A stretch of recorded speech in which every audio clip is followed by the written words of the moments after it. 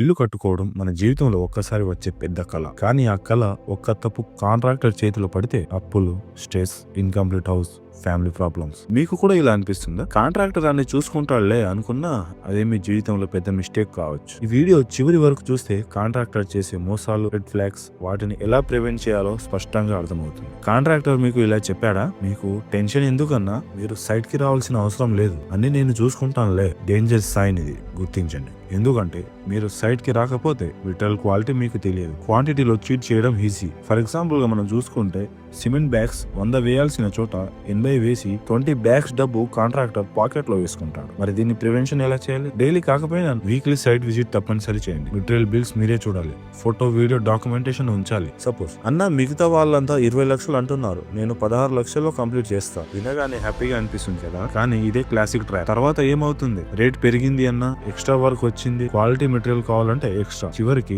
16 నుండి 22 లక్షలకు చేస్తాడు. మరి దీన్ని ప్రివెన్షన్ ఎలా చేయాలి? మినిమం 3 కాంట్రాక్టర్స్ నుండి ఎస్టిమేషన్ తీసుకోండి. Line by line BOQ, bill of quantities ఉండాలి. ఆల్ ఇంక్లూజివ్ అన్ని మాటల్లో కాకుండా అగ్రిమెంట్ లో ఉండాలి. ఈ సిమెంట్ బెస్ట్ అన్నా, స్టీల్ స్ట్రాంగ్ అన్నా, కానీ నిజంగా ఆయనకు కమిషన్ వచ్చే బ్రాండ్స్ ఇవి. Low grade steel, old stock cement, duplicate fittings, మీ ఇంటి స్ట్రెంత్ తగ్గిపోతుంది. మరి దీన్ని ఎలా ప్రివెన్షన్ చేయాలి? సిమెంట్, స్టీల్, బ్రిక్స్ మీరు డిసైడ్ చేయాలి. బ్రాండ్ ప్లస్ గ్రేడ్ అగ్రిమెంట్ లో మెన్షన్ చేయాలి. మీరు ర్యాండమ్ చెక్స్ చేయాలి. అన్న మనం మాట మీదే కదా, అగ్రిమెంట్ అవసరం లేదు. ఇది పెద్ద ప్రమాదానికి గురితీస్తుంది. డిలే అయితే, వర్క్ ఇన్కంప్లీట్ అయితే, క్వాలిటీ ఇష్యూస్ అయితే మీ దగ్గర ప్రూఫ్ ఏముంటుంది?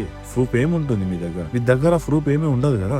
సో దీన్ని ఎలా ప్రివెంట్ చేయాలి? ప్రాపర్ కన్స్ట్రక్షన్ అగ్రిమెంట్ తప్పనిసరిగా ఉండాలి. Time line plus penalty class ఉండాలి. పేమెంట్ స్టేజెస్ క్లియర్లీ డిఫైన్ చేయాలి. అన్న అడ్వాన్స్ ఇవ్వండి, లేదంటే మెటీరియల్ బుక్ చేయలేదు. ఎక్సెస్ అడ్వాన్స్ కంట్రోల్ కాంట్రాక్టర్ చేతిలో ఉంటుంది. మరి దీన్ని ఎలా ప్రివెంట్ చేయాలి? అడ్వాన్స్ మాక్సిమం 10 to 15% మాత్రమే ఇవ్వాలి. Stage wise payments, foundation, slab, brick work, ఇలా స్టేజ్ వైజ్ పేమెంట్ చేస్తూ వెళ్ళాలి. క్యాష్ కన్నా బ్యాంక్ ట్రాన్స్ఫర్ బెటర్. సో ఈ రోజు డెసిషన్ తీసుకోండి, రేపటి నుంచి రేట్ పెరుగుతుంది. ఫియర్ క్రియేట్ చేసి రాంగ్ డెసిషన్స్ తీసివిస్తారు. మరి దీన్ని ఎలా ప్రివెంట్ చేయాలి? నెవర్ హరీ, తొందరపడకండి. Take 2 to 3 days time.